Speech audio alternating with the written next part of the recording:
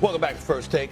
The NFL heads overseas this weekend to Dublin, Ireland for the first time, where the Vikings will take on Aaron Rodgers and the Steelers.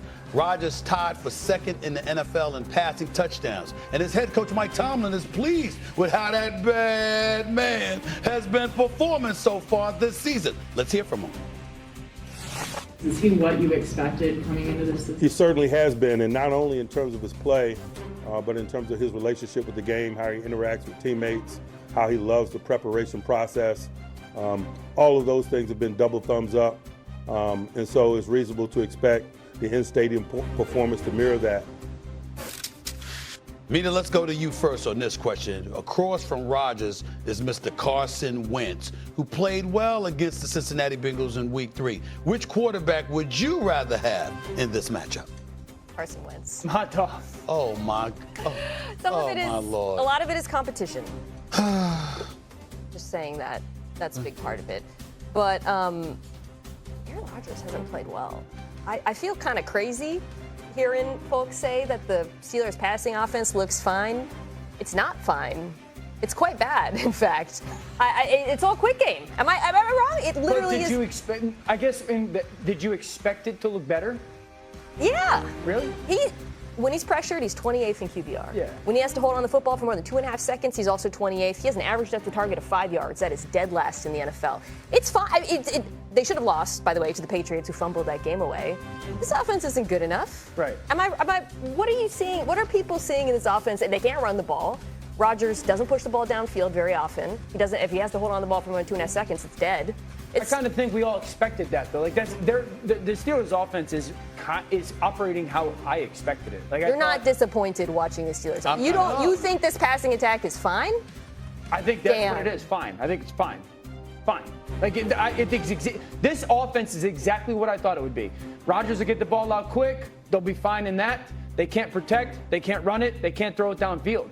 I'm way more disappointed than everything else. That is an extremely low bar that you just laid out. They can't push the ball downfield, they can't run. Of course that's with all due respect, although I get what you're saying about Rodgers, and I certainly am not enamored with what I'm seeing from my Steelers right now, we're talking about Carson Wentz. Yeah. Okay, this is his 6th game in 3 years. So what he went on the field against his dad. We came into the season wondering whether or not players on the defensive side of the ball for the Cincinnati Bengals should hide their names, shouldn't put their names on the back of their jerseys because they didn't want to be associated with their defense. That's how horrid the Bengals defense was perceived as being coming into this season. Now, I know they've been a little better than horrid since we've seen them over the first 3 games or so, but here's the bottom line.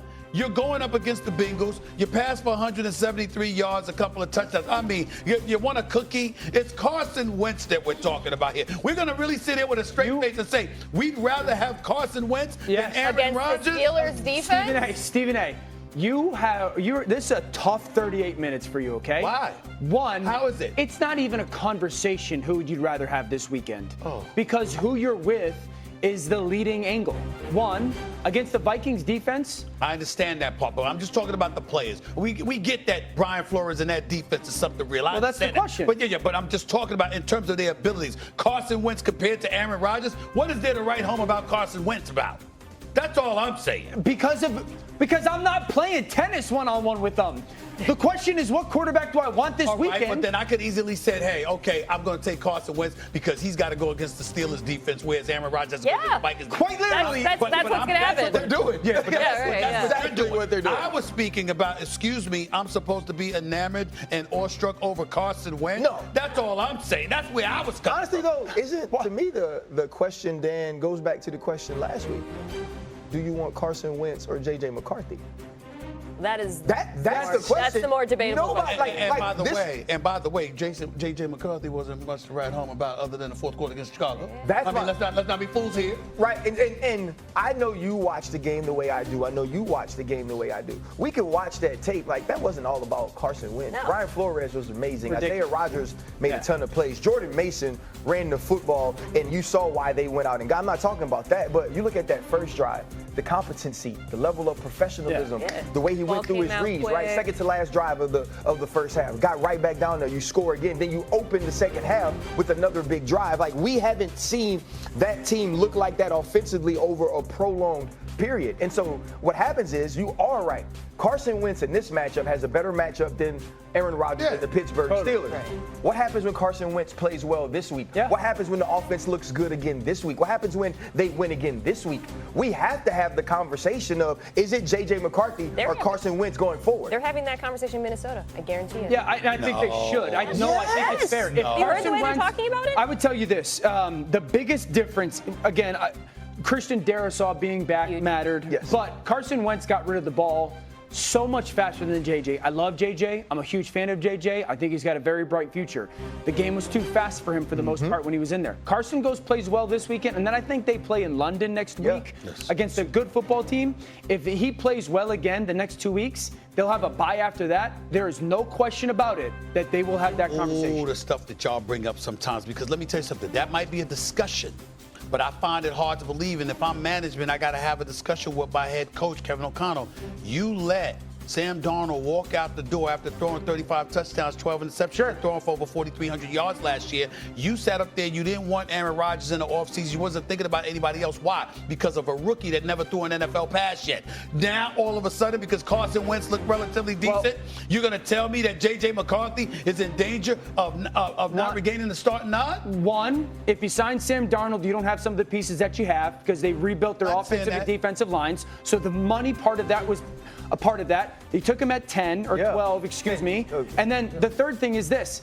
Daniel Jones took less money to go to Indy than Minnesota tried to retain Daniel Jones. So, I'm just telling you, I don't think it's, happening yet. But I surely think if he plays well the next 2 weeks. The reason that they're having that conversation, and we're on agreement they are, is because the best unit on the field in this game is the Vikings defense. No doubt. That is a Super Bowl defense, and you can't waste a Super Bowl defense with incompetence. Dan, of course, Dan is so all over the bar mitzvah circuit. Next week, you got pickup duties. No, I had it this past you had it. I always liked pickup duty. Really? It's late, though. Yeah, not for me.